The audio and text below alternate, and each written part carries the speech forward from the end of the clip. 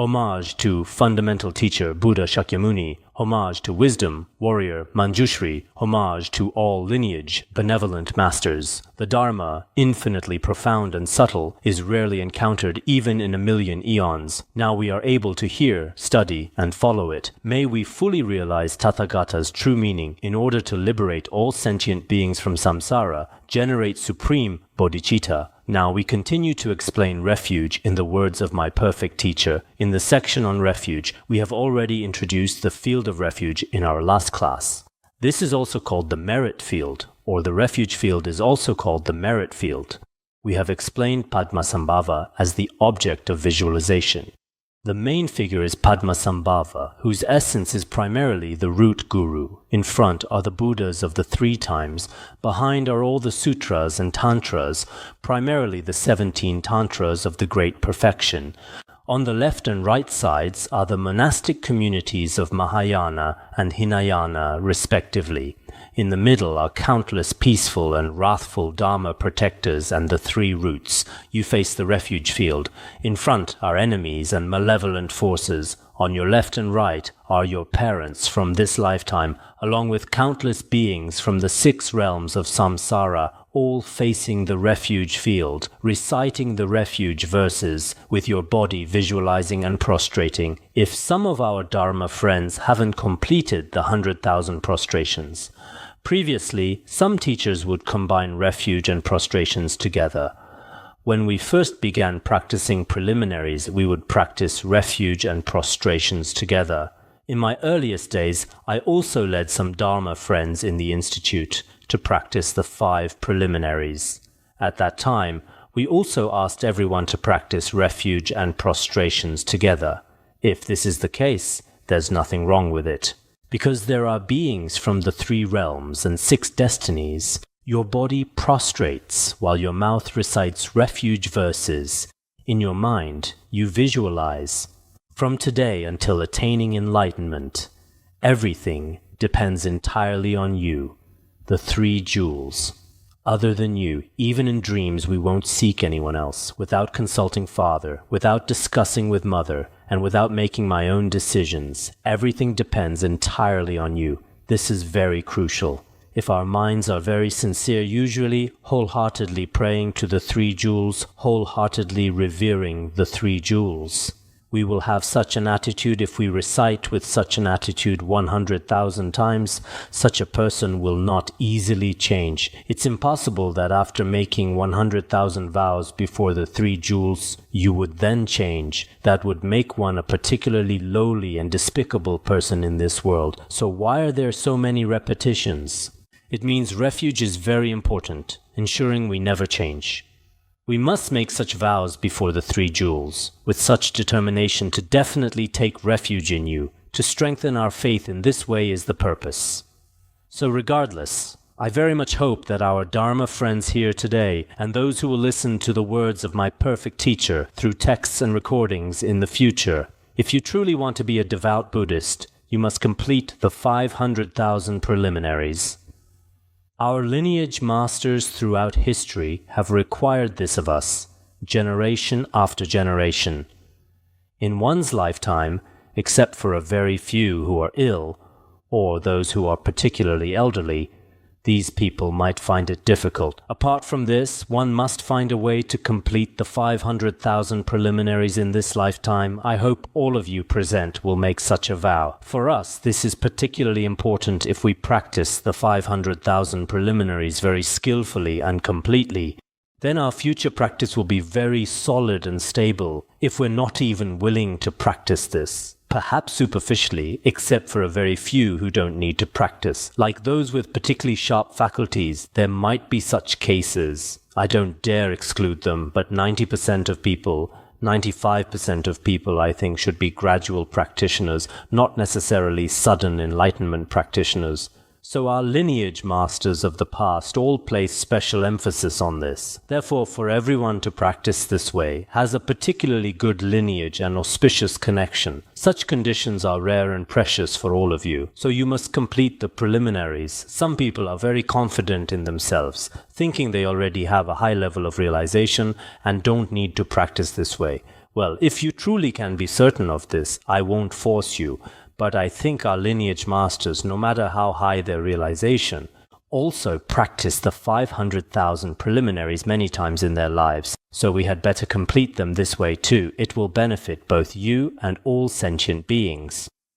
Now we explain below, if someone wonders, during refuge, why visualize one's parents on the left and right, while visualizing enemies and malevolent forces in front of oneself. Why are enemies and malevolent forces visualized as more important than parents? Shouldn't our parents from this lifetime be so important that these two should be visualized in front because they're getting old? Old companions, when old, they can accompany each other, so they're quite pitiful and should be placed in front. Why visualize enemies in front? If someone thinks this way, some people think enemies are very annoying, malevolent forces are annoying. Why visualize them in front? I don't even want to look at them, let alone visualize them in front. Some people might be unwilling to visualize those with whom they have particularly bad relationships. Such people in front. This attitude must be transformed. While practicing preliminaries, everyone must not forget about enemies. Don't think, the Guru's heart. Essence of the great perfection is so sacred, we absolutely cannot let enemies come here. It cannot be like this. In Mahayana Buddhism, they must be visualized in front. Why is this? It explains here. This is because as practitioners who have entered the Mahayana, we should naturally cultivate compassion and bodhicitta equally toward all boundless sentient beings. One reason is this, because we are all Mahayana Buddhists, not non-Buddhists nor Hinayana Buddhists. Mahayana practitioners naturally should equally cultivate compassion and bodhicitta toward countless sentient beings. Whether Buddha Shakyamuni was on the path of accumulation or when he finally attained enlightenment, he treated Rahula and Devadatta equally, without discrimination. He didn't feel displeasure towards someone because they slandered him, or show extreme love towards someone because they were particularly good to him. It wasn't like this. So first, we should equally cultivate compassion and bodhicitta. If we previously had hatred toward them, if we previously had prejudice, we eliminate such attachments. This is one reason, especially to perfect vast merit accumulations and avoid destroying all accumulated virtue. It's completely necessary to place the cultivation of patience in the primary position. Especially, we need to perfect vast merit accumulations such as generosity, ethics, patience, and other merit accumulations, and so that the virtue we've previously accumulated won't be destroyed. For this purpose, we must cultivate patience, placing patience in the foremost position. When you visualize refuge, patience cannot be separated from it. If you don't cultivate patience, you cannot be included in Mahayana Buddhism, so patience must definitely be cultivated. Otherwise, if you have anger, all your virtue will be destroyed. All the virtue from ethics and generosity, accumulated over thousands and hundreds of eons, will be destroyed. So we must cultivate patience, just as it's said. Without objects that generate anger, with whom would one practice patience? That is to say, only by relying on enemies and malevolent forces harming us. Can we accomplish the difficult practice of patience? This is also explained in the way of the Bodhisattva. If there are no objects that generate anger, with whom would we practice patience? Cultivating patience is very precious for bodhisattvas. If you want to practice generosity but there are no beggars, then there would be no object for generosity. Therefore, enemies are extremely rare, like jewels appearing in poor homes. As stated in the way of the Bodhisattva, enemies are very rare, like wish-fulfilling jewels appearing in poor households, which is extremely uncommon. They assist in the practice of enlightenment, therefore one should rejoice in one's enemies. Hateful enemies can assist us in cultivating the Bodhisattva path, so we must definitely rejoice in our enemies and be very happy when enemies arrive, just like poor people encountering wish-fulfilling jewels. But many of us, because our practice capacity is insufficient, don't want to see enemies, don't want to hear enemies' voices. Only willing to see people with whom we have good relationships, only willing to associate with those who share the same view, meditation, conduct, and fruition. Such people we're willing to associate with. This is why our practice of the patience paramita is particularly poor. So here it says, if there were no hateful enemies or malevolent forces, how would we practice patience? There would be no patience paramita among the 6 perfections. Among the 6 perfections, the earlier ones are relatively easier to practice. For example, generosity is relatively easy. Comparing generosity and ethics, ethics is more difficult. Between ethics and patience, patience is also more difficult. Between patience and diligence, diligence is harder. Between diligence and concentration, the latter is progressively more difficult. So generally speaking, giving away some things and maintaining precepts is relatively easy. But when facing harm from enemies, truly practicing patience at that time is not easy. To complete the 6 paramitas, patience must be included. If we carefully examine this, it's not difficult to discover. From the perspective of practice, enemies and malevolent forces have greater kindness than our parents. If we don't examine this, we might not know. From the perspective of worldly people's usual concepts, parents' kindness is as heavy as mountains, while we hate enemies and malevolent forces to the bone. We have such attitudes. It's just that this is our habitual way of thinking. We can change it. If you examine carefully, actually, enemies and malevolent forces are more important than parents. Why do we say this? What parents teach us are all the deceptive means for accomplishing worldly benefit, making it impossible for us in future lives to free ourselves from the abyss of the lower realms. From this perspective, parents' kindness is not that great. Everyone knows that worldly people, from childhood, after parents raise you, how to start a family, how to kill living beings, how to make friends, etc. Various worldly methods and behaviors, mainly based on greed, anger, and ignorance. From childhood, they begin instilling such education in you. From this perspective, parents' kindness is not very great. What about enemies and malevolent forces? Among them, enemies create obstacles for us and hinder our practice, thus becoming objects for our practice of patience.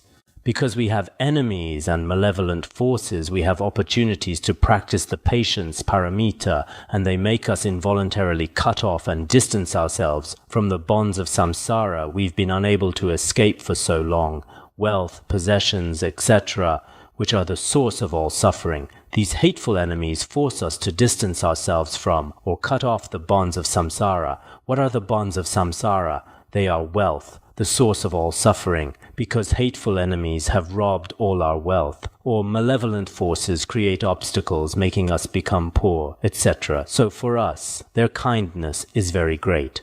Previously in the Buddhist scriptures, there was such a story. There was a wealthy person who, when departing, had 2 sons, and when leaving, he left a will saying that the elder son must take care of his younger son. After they grew up, the elder son married a wife. This wife particularly hated the younger son and often complained about him.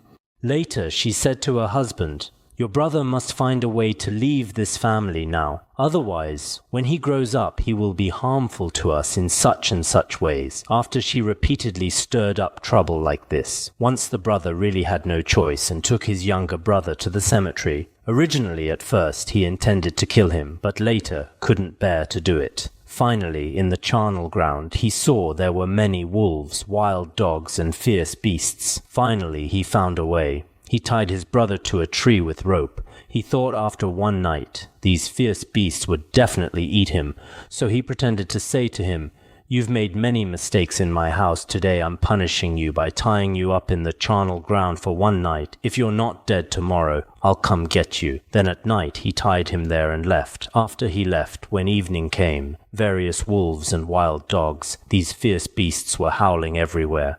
He was very frightened because it was getting dark and he couldn't move. He thought, "In this world, if there's someone with great compassion who could save me," and kept praying to Buddha. Later, Buddha emitted light, the first light, because he was in extreme suffering in darkness. A great light appeared that dispelled all darkness. The second light was the liberating light that freed all his bonds. The third, because he hadn't eaten all day and was very hungry. Then came the satisfying light. Later, Buddha seemed to appear personally before him to give teachings. Later, not only did he not encounter these obstacles, but he also attained noble fruition. When he attained noble fruition, upon examination, he felt grateful to his brother and his sister-in-law, in the sweeping sense. The woman who sweeps is called sister-in-law. Then he felt gratitude toward both of them. Because if they hadn't harmed him, he wouldn't have gone there to pray to Buddha and wouldn't have attained fruition. Later, he used supernatural powers to return home. When he arrived home, both of them felt very embarrassed. Originally, they intended to kill him, but he had already attained noble fruition. Later, through his teachings, they also attained certain levels of realization. So, from this story, some people, relying on enemies, truly generate Dharma benefits in their mind streams. So many of our Dharma friends here should also think carefully. When they first began studying Buddhism and entering the Buddhist path, they also had many difficulties, especially perhaps in Han regions, some monastics, and some lay practitioners. At the beginning, weren't necessarily believers in Buddhism, even particularly rejected Buddhism, but later some people, because of poor health, some people encountered unsatisfactory events in their lives.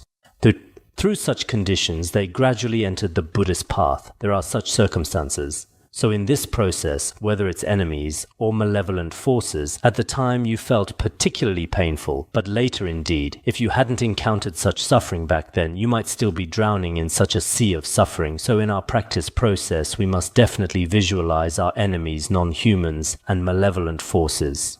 All humans and non-humans who create obstacles for our practice and our lives can all be visualized in front. The reason is also like this. Malevolent forces are likewise objects for our practice of patience, making him suffer disease and painful torments. Through such torments, we can purify the many karmic forces we created in the past. Because malevolent forces harm us, my body is unwell, my mood is bad. Finally, we go everywhere, seeking refuge, generating bodhicitta, reciting sutras, gradually, the negative karma in our mind streams. Through their obstacles, we get the opportunity to purify it. For example, the Venerable Milarepa, relying on his uncle and aunt who seized all their family's wealth and possessions.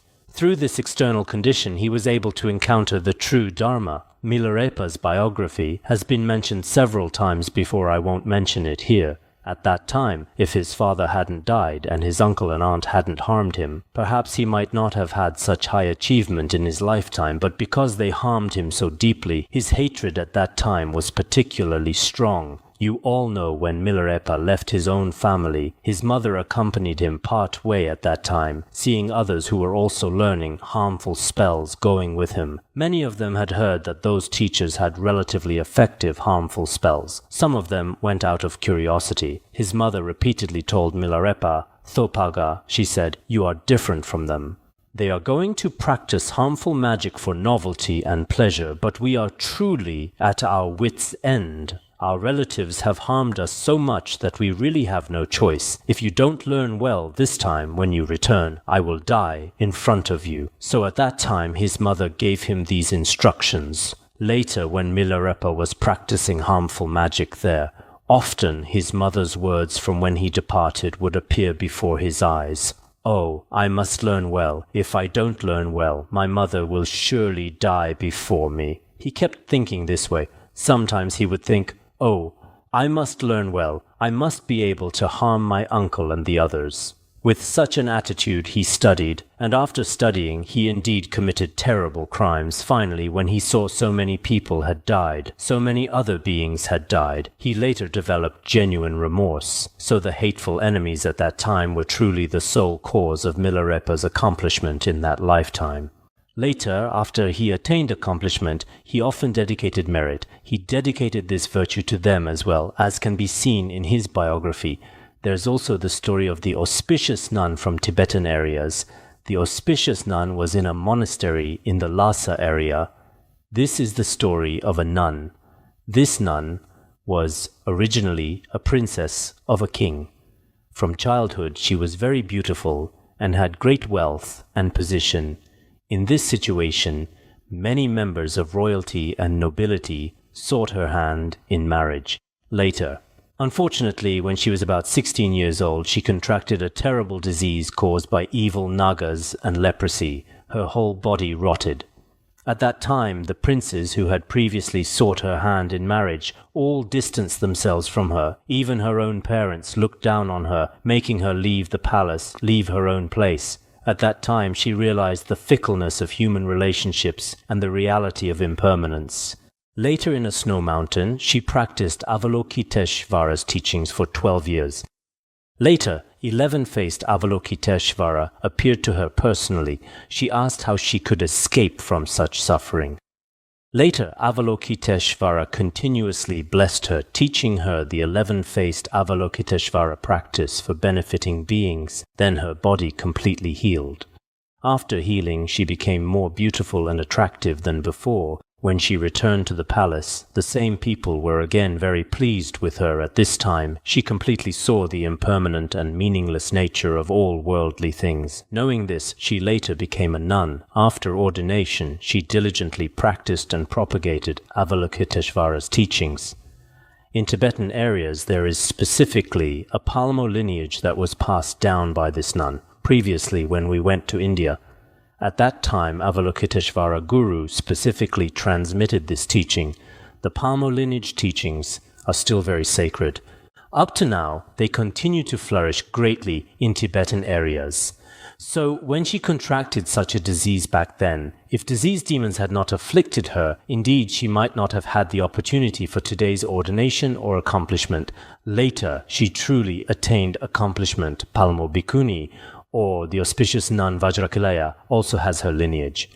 The Nyingma school of Tibetan Buddhism also specifically discusses some of her transmissions. So some of us, because you contracted certain illnesses, due to this illness, you later truly encountered the Dharma. In our academy, I know of some individual Dharma friends who previously had particularly serious illnesses. Later, they themselves wholeheartedly wanted to ordain, completely letting go of disease demons. Later, everything including cancer was cured. Such cases exist several times in our academy. So truly, if one wholeheartedly takes refuge, wholeheartedly yearns for Buddha, the blessing power of Buddha and all Buddhas and Bodhisattvas causes all one's obstacles to completely disappear. And in this way, when we finally look back and think, oh, if I hadn't had such illness back then, or hadn't had such obstacles, I might now be just like worldly people, every day drowning in the sea of suffering of the 8 worldly concerns, without the conditions for liberation. We would think this way. So from this perspective, enemies and malevolent forces indeed have kindness toward us. Through such examples as these, we can see that enemies and malevolent forces as causes for encountering the true Dharma can be said to have profound kindness, as the omniscient Longchenpa said in the precious treasury of Pith Instructions. Suffering harm causes one to encounter the true Dharma. Those who bring the path to liberation have great kindness. This is from the precious treasury of Pith Instructions. It should be from the precious treasury of Pith Instructions. We have suffered harm from others. Because of this reason, we have already encountered the true Dharma, so we obtain the path to liberation. In this way, those who harm us have very great kindness. Previously, in the garland of examples, adorned by poetic fancy, there was also a story. There was a Brahmin sage who didn't believe in Buddhism. He had several Brahmins with whom his relationship was not good. These Brahmins once deliberately wanted to trouble him. Several of them went to the monastic community and invited on behalf of the sage. Could they come tomorrow to the sage Brahmin's house for offerings? The monastics had already agreed. And when the next day came, because that sage Brahmin didn't believe in Buddhism, he didn't understand, they deliberately had the monastics come to his house. If he didn't make offerings, it would probably be shameful for him. Later, when the next day came, he discovered monastics at his door.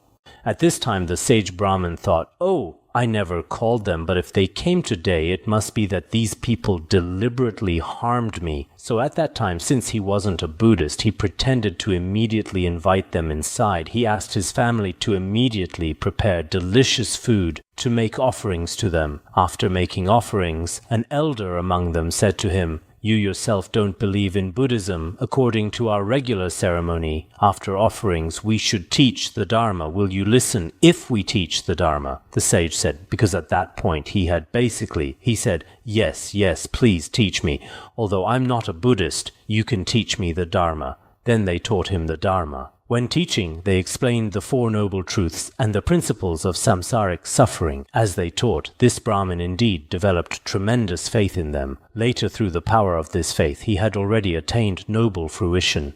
Only afterward did he realize that those people who had originally harmed him had very great kindness toward him because they deliberately harmed him, but not only couldn't harm him, instead they enabled this person to be freed from all suffering.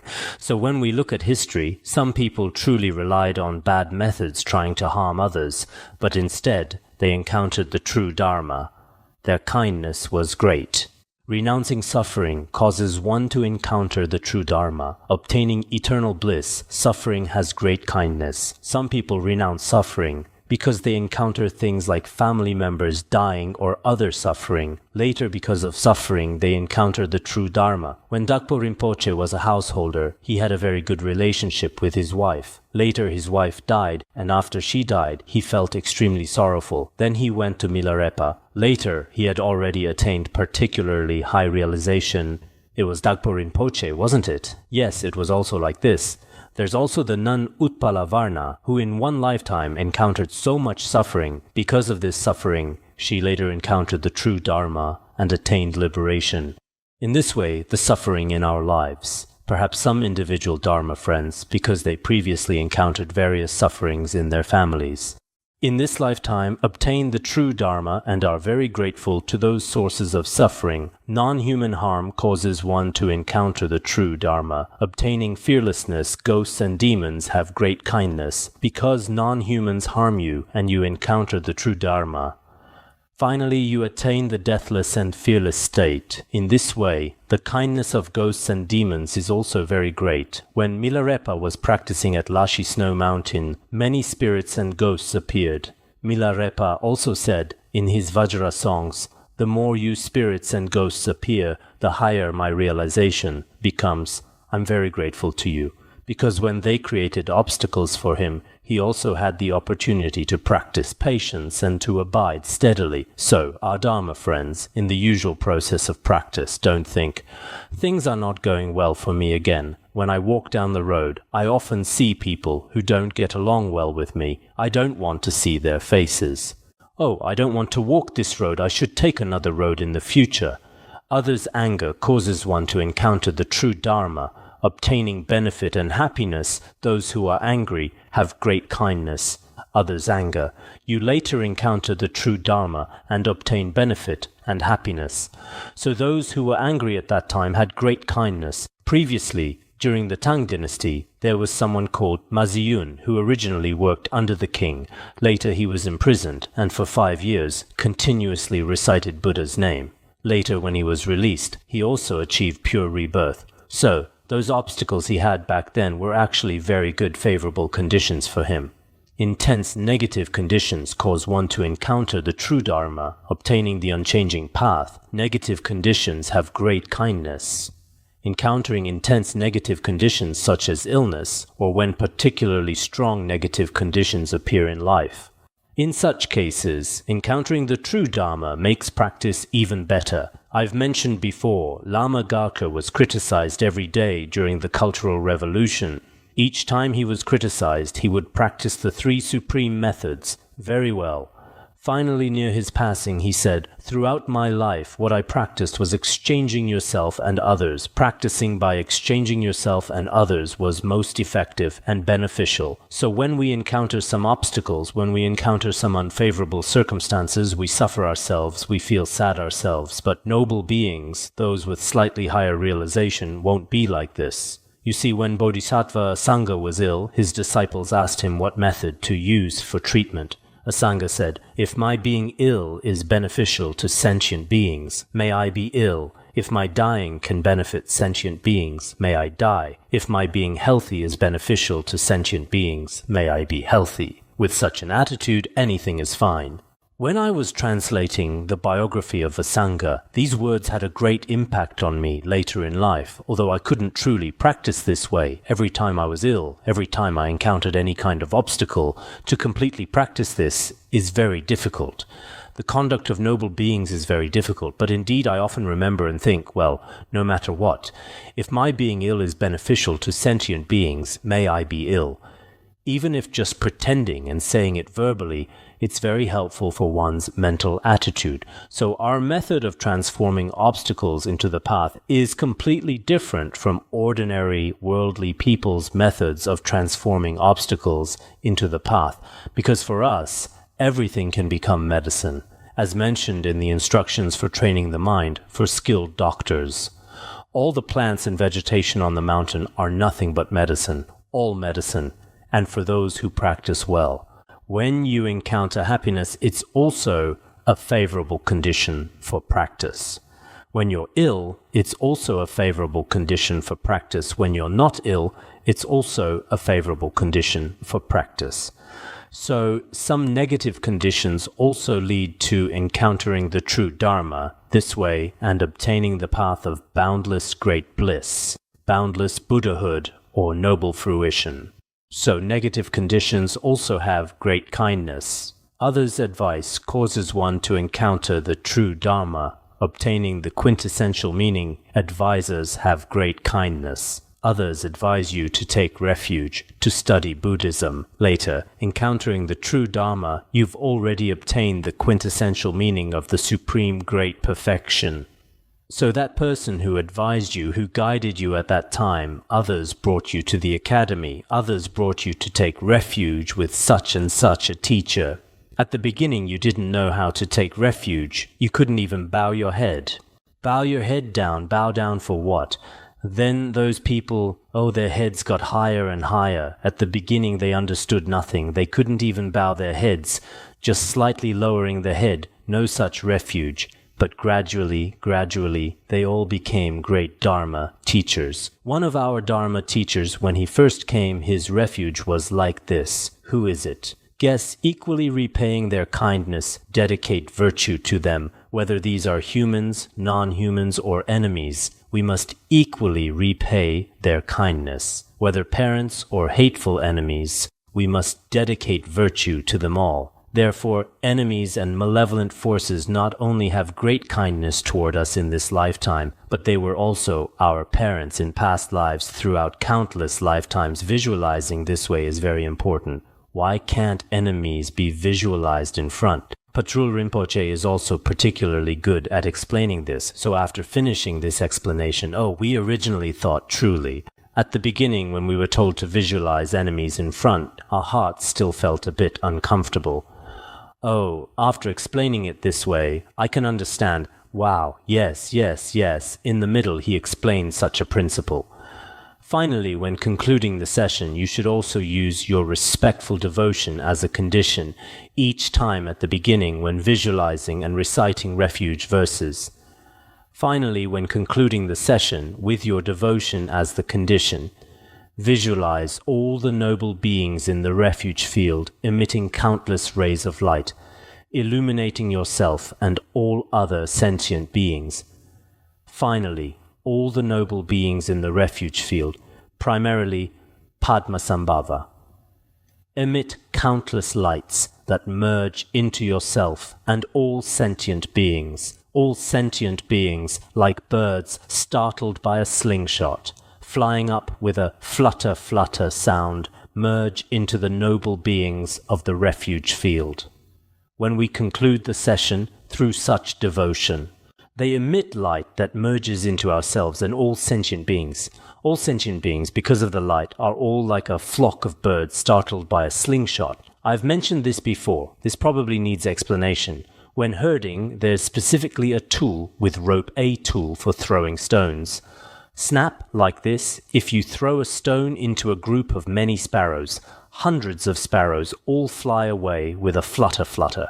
So all of us sentient beings, startled by the light just now, all merge into Padmasambhava and the refuge field. Everyone should be able to visualize this. This isn't anything particularly deep, like the generation and completion stages. All merge into the refuge field. All the noble beings in the refuge field gradually merge from the edges into the center, like dissolving into light, slowly from the surroundings into the central Padmasambhava and consort, then merging into the central guru who embodies the three jewels in one. In the center is Padmasambhava, All the noble beings stacked above his crown also merge into the Guru below. All the lineage Gurus above gradually merge into Padmasambhava. The Guru also merges into light, and the light dissolves into the Dharmadhatu. Finally, your mind abides as much as possible in the essence of the Dharmakaya, free from elaboration, beyond conceptual dispersion and gathering. Of course, if you have such realization, abide in such a state. It's best, for example, when reciting refuge verses, when practicing alone, slightly abide and visualize. When arising from the session, dedicate virtue to boundless sentient beings and recite. Today, we will recite this in a moment. Namo Guru Benza Sato Hung. Lama Yidam Kandrot Sonam Dang. Sangye Chodang Pakpo Gendun La. Dadak Chakchik Gepe Kiab Suchi. Then slightly abide. When arising from meditation, Gewa Diyi Nye Dak. After that, Sonam Diyi. Recite like this, Gewa Diyi Nye Dak Kanchok Sumpo Drup Gurne. Udrawa Kyechi Malupa Deisalago Parsho. By this virtue may I swiftly accomplish the 3 jewels and establish all beings without exception on Buddha's ground. Finally, dedicate like this, everyone will definitely be able to practice refuge. There's nothing you can't practice about this. You must practice according to this method. After practicing this way more often, the blessings of the 3 jewels merge into your mind. After the blessings of the 3 jewels merge into your mind, your practice becomes very smooth. Naturally, many things are not seeming like, after practicing a little bit, you have no feeling at all. It's not like this. Now, some people practice wind, channels, and essence drops. Practice completion stage. They've practiced for so many years, but have no feeling at all. Actually, if we first practice well, the most fundamental basic teachings, other great perfection views and conduct won't be very difficult. We should always maintain mindfulness and vigilance while visualizing the noble beings of the refuge field. The refuge field with Padmasambhava as the main figure that you just visualized cannot be separated from. Always practice, when walking, visualize the noble beings of the refuge field that we visualize in the space above your right shoulder as the object of circumambulation. When you go anywhere, you don't need to specifically circumambulate stupas. Actually, your own refuge field is on your right shoulder. Visualize this way. When sitting, visualize these refuge field beings above your head as the object of prayer. Actually, many teachers in the past, no matter where they sat, would always think the refugee field with lineage masters and Padmasambhava as the main figure was right above their heads, continuously visualizing this way as the object of prayer. Lama Chenno, they would often pray when sitting, when enjoying food and drink, visualize them at your throat as the place for offering first portions of food and drink. Regardless of what kind of food, I see many of you are doing quite well. For example, when eating, everyone takes refuge in the 3 jewels. Previously, in a guide to the words of my perfect teacher, it was repeatedly emphasized, I also require, including people from Bodhi groups, I require them all. When receiving offerings, could you recite this verse beforehand? Tonpalame Sangye Rinpoche, Kyopalame Damcho Rinpoche, Drempalame Gendun Rinpoche, Kiabne Konchok Sumla Chopor Bul. If you're making offerings, you say Chopor Bul. If you're praying, say Solwadeb. The ending Solwadeb means prayer. In this way, visualizing the 3 jewels above your head. Solwadeb for prayer is fine. Offering is also fine. These last few words can all be changed. When sleeping, visualize them at your heart as visualizing at your heart is also fine, or as will be explained later. If visualizing at your heart is inconvenient, visualize in front of you, above your head, or beside your pillow. Think that all the noble beings of the 3 jewels are watching over you with compassion. The key point for dissolving deluded dream states into the realm of luminosity. In summary, in all 4 postures of walking, standing, sitting, and lying down, remain in the state of clearly visualizing the assembly of the refuge field. Actually, if our practice is a bit better, it doesn't matter if we can't practice other things. often keeping the refuge field in all walking, standing, sitting, lying down, whether you're in a car or doing anything, often not departing from the realm of the three jewels, makes one a very good practitioner, and with such an attitude for the benefit of all sentient beings, didn't we explain before? Superior refuge is for the benefit of all sentient beings. We take refuge this way.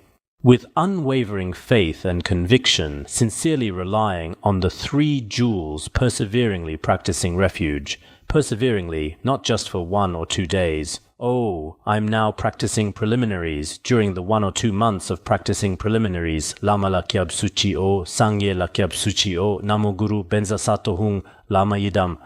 After finishing the practice, never paying attention to it again. It's not like this. Truly good practitioners do this for their entire lives, taking it as their main practice and deity practice throughout life. It's not because you practice the 500,000 preliminaries for a few months or 1 year that you visualize a bit. I myself first received this teaching over 20 years ago. Indeed, my visualization is particularly poor, but I still know its importance. Basically, I can say, to claim I've completely never departed from it would be boastful. I haven't. But in this life, when I can remember during daily activities, I visualize in all walking, standing, sitting, lying down. For over 20 years it's been like this. I think it will continue this way in the future too. It's hard to say about the next life. After the human body changes, whether one has such mindfulness and vigilance is very hard to say. But in this lifetime, except for extremely serious illnesses, at such times it might not be possible, or other causes that might produce wrong views and such. If there aren't such things, I think it won't change during my lifetime, because when I first started studying the words of my perfect teacher, Khenpo Depa taught us, in particularly great detail, repeatedly requiring that we must do this. Some old practitioners are completely different. Their own lives are like this, and when they teach us, it's also like this. Later, when I came to the academy, His Holiness Jigme Phuntsok Rinpoche also repeatedly taught that we as Buddhists should keep the refuge field at all times in walking, standing, sitting, lying down. The refuge field cannot be separated. This was also particularly emphasized through the guidance of these spiritual teachers' instructions. Basically, we don't dare speak of very high realizations, but indeed, the importance of the refuge field and the sequence of refuge field practice. Basically, I don't dare say I've never forgotten even for a moment, nor dare say I've never forgotten for even a day. But I think in a month I should visualize several times. I think there should be that much. If I'm not lying, it should be like this. So I hope our Dharma friends here will, throughout their lives, take refuge as the most important practice. This is not for completing 500,000 preliminaries. In order to listen to a teaching, it's not like this. We as Buddhists who have taken refuge in the three jewels, throughout life should conclude our lives with such faith. This is what I think. Now let's explain the trainings of refuge. Let me explain the trainings of refuge a bit, the trainings of refuge.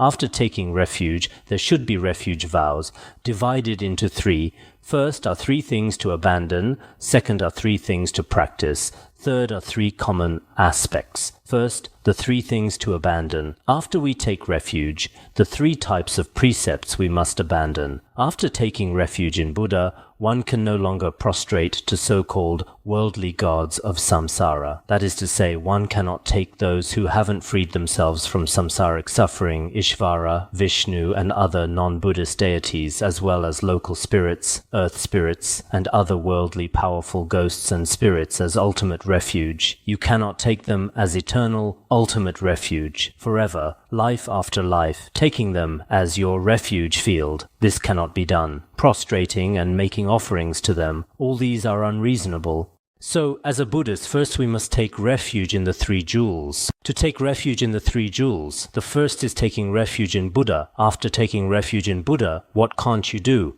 That is, worldly gods like Ishvara or God, Christ, or other so-called non-Buddhist deities.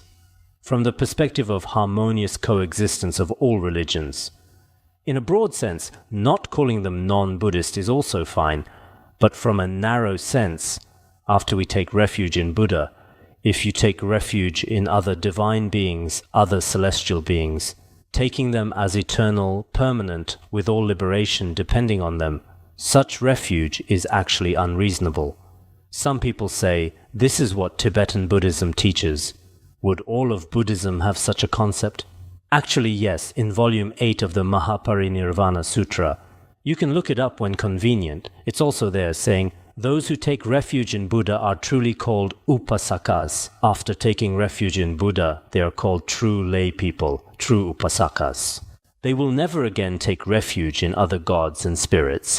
After taking refuge in Buddha, you are a true layperson. From then on, you cannot take refuge in other gods and spirits. This is not allowed, so this point is not entirely a Tibetan Buddhist teaching. Therefore, if you truly want to be a Buddhist, then other divine beings, including earth spirits, like Taoist deities and some ghosts and spirits, taking them as ultimate refuge is unreasonable. Then why do we say ultimate offering place? Generally worldly guardian deities for certain activities. There are also some worldly ones, for example, locally offering to earth spirits and guardian deities. They are companions to assist my enlightenment.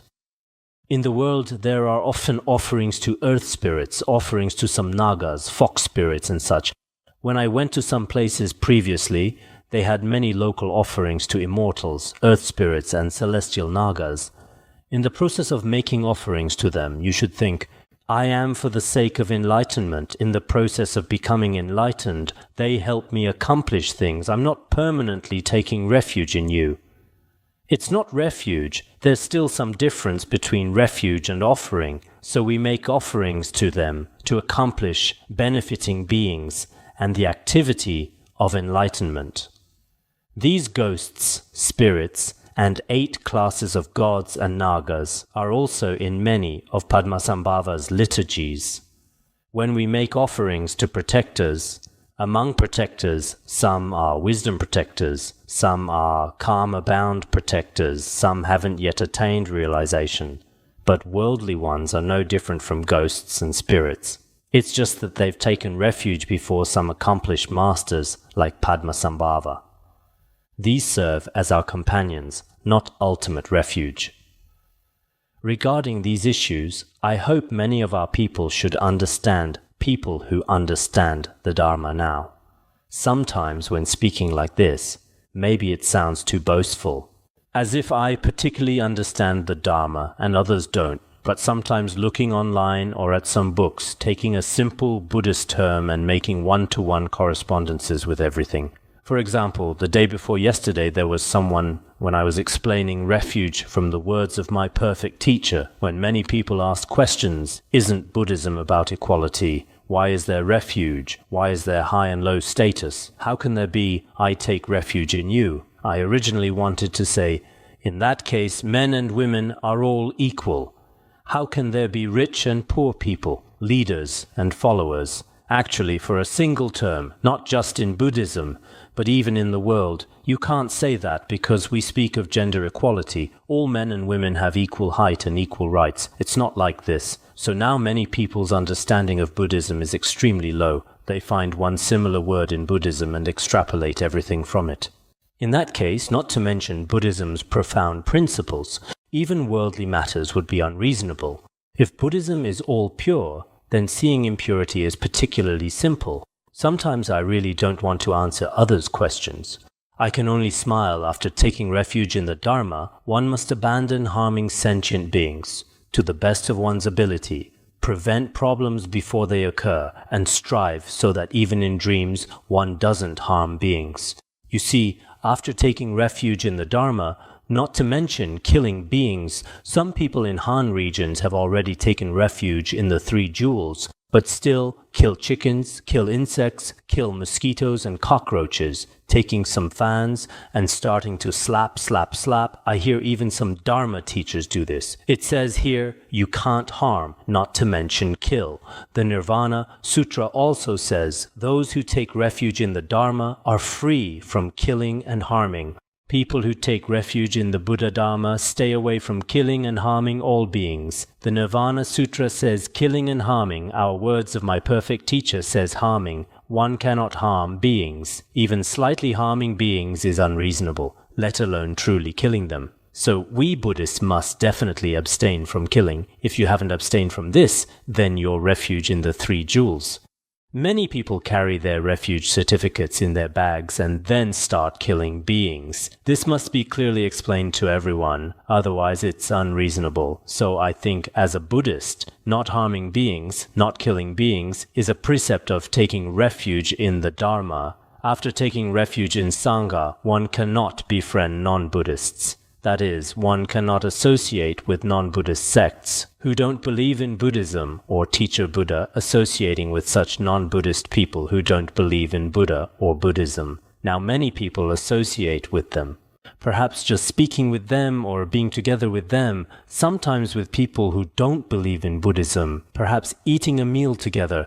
These things are hard to avoid, but our views absolutely cannot coexist with theirs. That would be unreasonable in Tibetan areas, although there aren't true non-Buddhists. But those who insult and curse teachers and who slander and blaspheme the true Dharma, we consider those who destroy the true Dharma, corrupt the true Dharma, and slander teachers, as well as those who slander the profound teachings of Vajrayana, to be the same as non-Buddhists. Those disrespectful to teachers and the Dharma are basically the same as non-Buddhists. Absolutely cannot have intimate contact or friendly relations with them. As we usually say, stay away from negative friends and the bodhisattva practice. When practicing any teaching, such people who are disrespectful to teachers and teachings, if you associate with them for too long, eventually all the virtue in your mind stream will be destroyed. So, after taking refuge in the Sangha, we must definitely stay away from such people. Those who take refuge in the noble Sangha do not seek non-Buddhists. The Nirvana Sutra also teaches this. Those who take refuge in the Sangha do not seek to associate with non-Buddhists. Thus, taking refuge in the Three Jewels, one attains fearlessness. The Nirvana Sutra finally says, taking refuge in the Three Jewels this way, one attains the realm of fearlessness.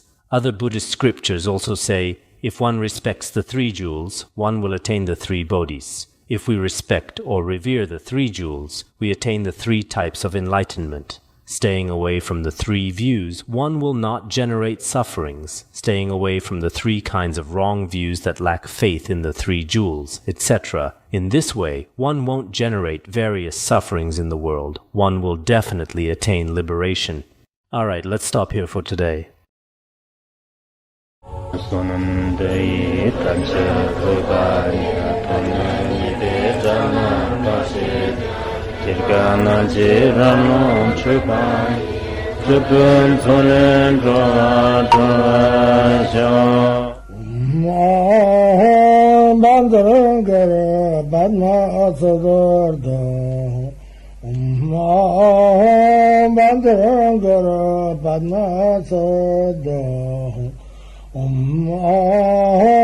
Bandara Banna Sadar